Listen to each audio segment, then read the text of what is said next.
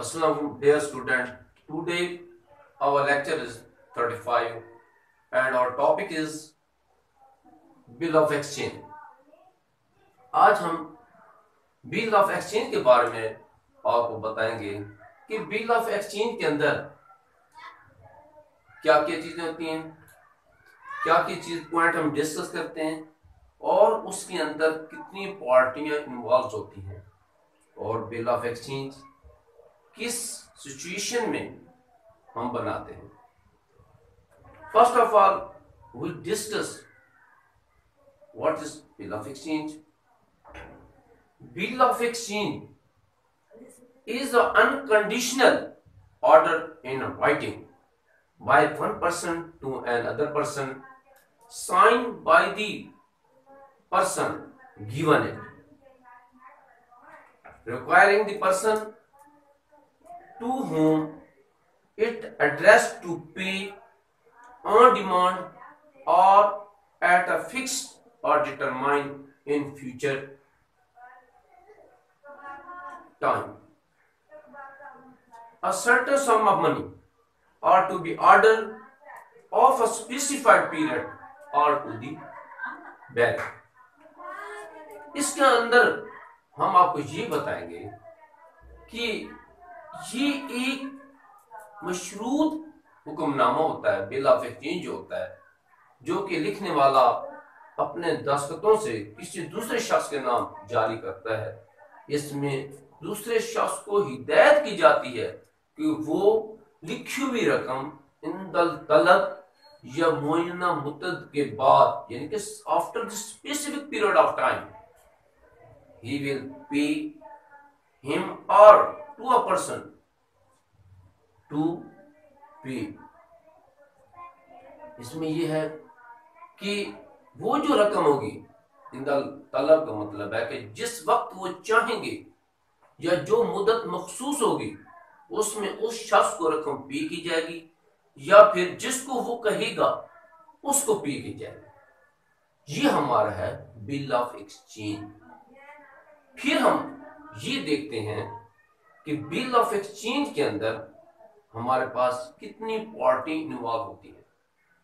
Bill of exchange के अंदर हमने डिस्कस किया बिल ऑफ एक्सचेंज, उसके बाद parties in bill of exchange कि पार्टी बिल ऑफ एक्सचेंज के अंदर कितनी पार्टी है। इन दी बिल ऑफ एक्सचेंज हमारे पास 3 पार्टी होती है। एक वो शख्स होता है जो ड्रायर है, हम पहले इसको देखते हैं। जो सीलर है, जो प्रोडक्ट को सील कर रहा है, वो ड्रायर है। और उसके बाद दूसरा शख्स ड्राई है। ये शख्स वो है जो माल खरीद रहा है, ये ड्राई है। और जो माल खरीदता है उसके बाद उसने पेमेंट भी करनी होती है, जाहिर बात है। और उसके बाद हमारे पास पे है, ये वो शख्स है जिसको रकम पे करनी होती है। अब एक शख्स आपको माल दे रहा है तो वो आपको कह देता है कि आपने after the specific period of time, जब मुद्दत पूरी हो जाएगी आपके एग्रीमेंट की, बिल की मुद्दत पूरी हो जाएगी, तो फिर आप क्या करेंगे, या तो उस शख्स को पेमेंट करेंगे जिससे आपने माल लिया है। नहीं, उसकी दूसरी कंडीशन ये है कि वो जिसको वो कहेगा, ये पे है, ड्रायर जिसका नाम आपको कहेगा, आपने उस टाइम में उसको पेमेंट करनी है, वो हमारा पे है। इसके साथ हम ये देखते हैं कि ये types of bill of exchange. Bill of exchange के अंदर हमने ये देखना है कि हमारे पास ये पार्टियां जो हैं, ये बिल ऑफ एक्सचेंज है किस तरीके से है, इसके अंदर पार्टियां कैसे होती है। तो ये है कि इन land bill of exchange, in land bill of exchange, it means that both the parties are live in a one country। इसका मतलब है कि इन लैंड बिल ऑफ एक्सचेंज, इस बिल ऑफ एक्सचेंज के अंदर दोनों पार्टी एक मुल्क में रहती है। बायर भी उसी मुल्क के अंदर है और सीलर भी उसी मुल्क के अंदर है। तो इसके बाद हमारे पास है कि foreign bill of exchange. Foreign bill of exchange का मतलब ये है कि इसके अंदर पार्टी जो होती है, एक बायर जो है वो दूसरे मुल्क में है, सेलर जो है दूसरे मुल्क में है, तो वो दोनों पार्टियां एक दूसरे मुल्क में इनकी फॉरेन रहती हैं, दोनों गैर मुल्क में रहती हैं, एक एक मुल्क में रहते हैं, दूसरे दूसरे मुल्क में रहते हैं। इसके बाद हमारे पास है honours bill of exchange.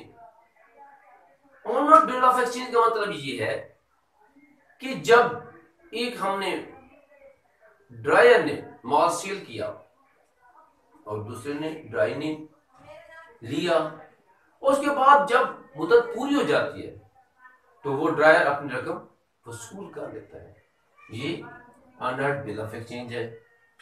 Dishonour bill of exchange है, ये बिल ऑफ एक्सचेंज जो है, डिसऑनर बिल ऑफ एक्सचेंज, जब मुद्दत पूरी हो जाती है तो वो ड्राई जो है वो उससे रिक्वेस्ट करता है कि मैं आपको इस वक्त बिल की पेमेंट नहीं कर सकता, प्लीज हमें 2 या 3 दिन की extension they they, after 3 days I will pay you. तो वो 3 दिन के लिए उससे कंसेशन देता है, फिर उसके बाद 3 दिन के बाद उसको पेमेंट कर देता है। ये हमारा है डिसऑनर बिल ऑफ एक्सचेंज। उसके बाद हमारे पास discounted bill of exchange. Discounted bill of exchange का ये मतलब होता है कि हमारा ड्रायर जो होता है वो बैंक से जाकर जो बिल ऑफ एक्सचेंज होता है उसको कैश करवा लेता है, लेकिन किस बेस पे? डिस्काउंटेड बेस पे। इसका मतलब ये है कि वो बैंक को जाकर ये कह देता है कि हमें आप 2000 की बजाय हमें 1800 दे दें, तो वो फिर क्या काम करता है, वो 1800 ले लेता है और वो बिल वहां से चेंज करवा देता है, उसको कैश में कन्वर्ट करा देता है, वो है डिस्काउंटेड बिल ऑफ एक्सचेंज। इसके बाद हमारे पास है कन्वर्ट बिल ऑफ एक्सचेंज। ये एक ऐसा बिल है, बिल ऑफ एक्सचेंज है, जो जिसके अंदर पे पार्टी पे अदा नहीं कर सकती, मौके पे उसको अदायगी नहीं कर सकती, तो वो ड्रायर जो है उसको वो इनकार कर देता है कि ड्राई उसको पेमेंट उस वक्त पर पेमेंट नहीं कर सकता। Retired bill of exchange.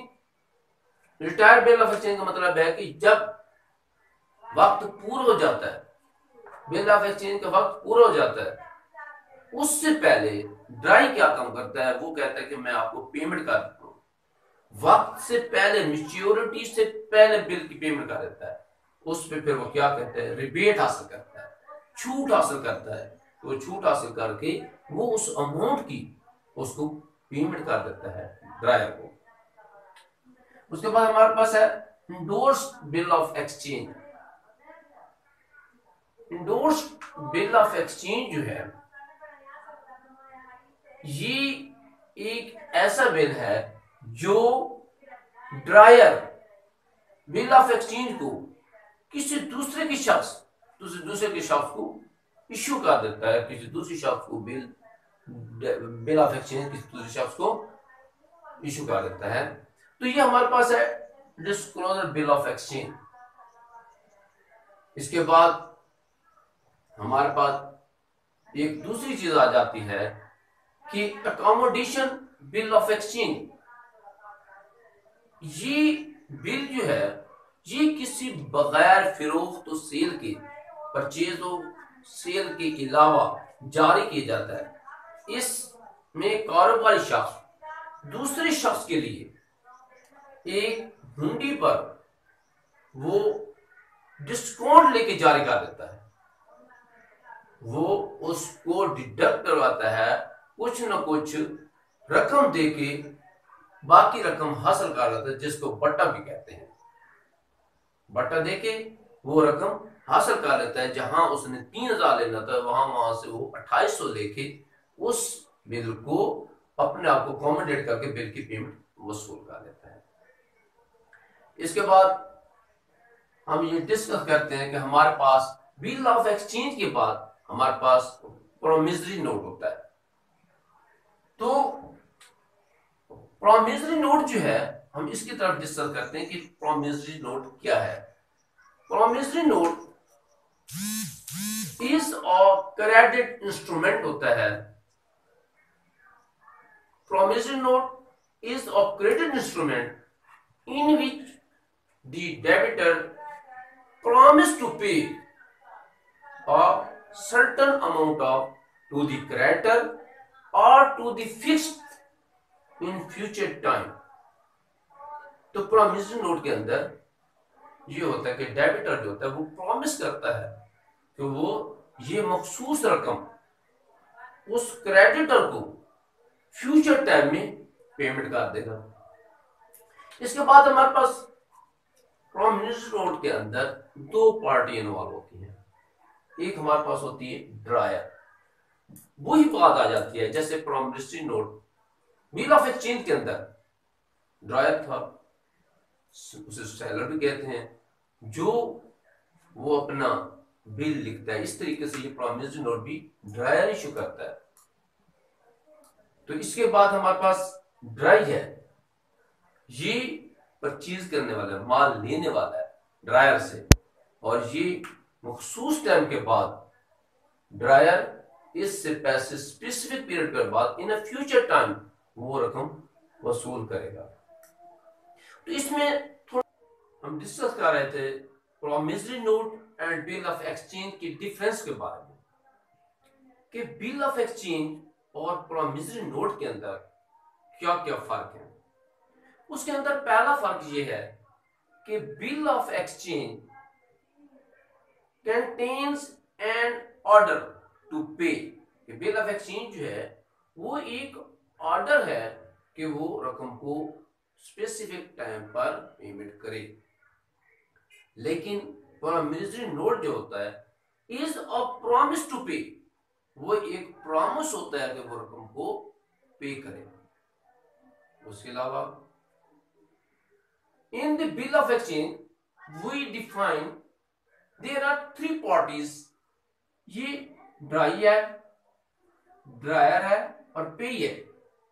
But in the bill promissory note there are two parties, ये हमारे पास ड्रायर है और ड्राई है।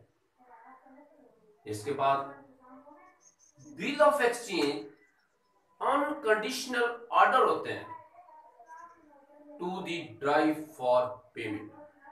ड्राई उसकी पेमेंट करेगा, वो एक अनकंडीशनल ऑर्डर।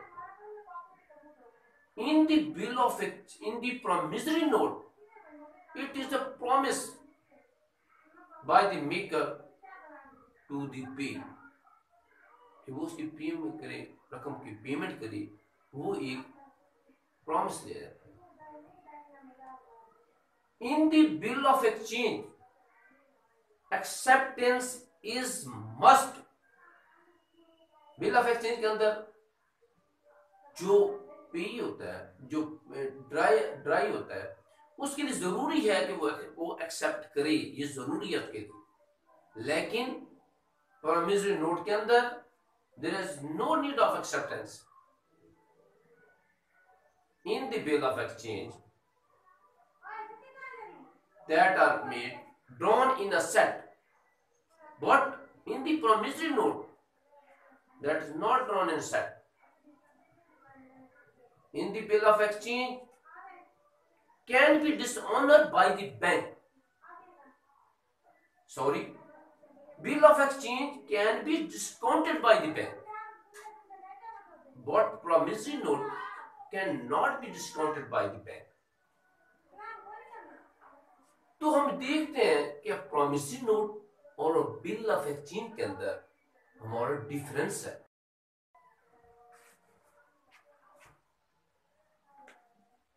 इसके अंदर हम देखते हैं इसकी जो दूसरी ट्रांजैक्शन है कि and draws a bill of exchange on Ali और 30,000, कि वो जो बिल है 30,000 को उन्होंने ड्रॉ किया, जारी किया, तो उसके अंदर जिशान के अंदर जो एंट्री पास होगी वो बिल रिसीवेबल अकाउंट डेबिट, क्योंकि सील के अगेंस्ट हमारा बिल रिसीवेबल क्रिएट होगा, बिल रिसीवेबल अकाउंट डेबिट, और हमारे पास जिशान की जगह उसके अपोजिट हम यूज करेंगे अली, अली अकाउंट क्रेडिट हो गया 30,000। 30,000 से। और यही सेम एंट्री जब हम अली की जर्नल में करेंगे कि ज़ीशान अकाउंट डेबिट और बिल पेबल अकाउंट क्रेडिट, क्योंकि अली ने उस बिल की पेमेंट करनी है, अली जो हमारा अकाउंट पेबल है, तो उसके हिसाब से हम अली के अपोजिट हम ज़ीशान का नाम यूज करेंगे कि ज़ीशान अकाउंट डेबिट और बिल पेबल अकाउंट क्रेडिट हो जाएगा।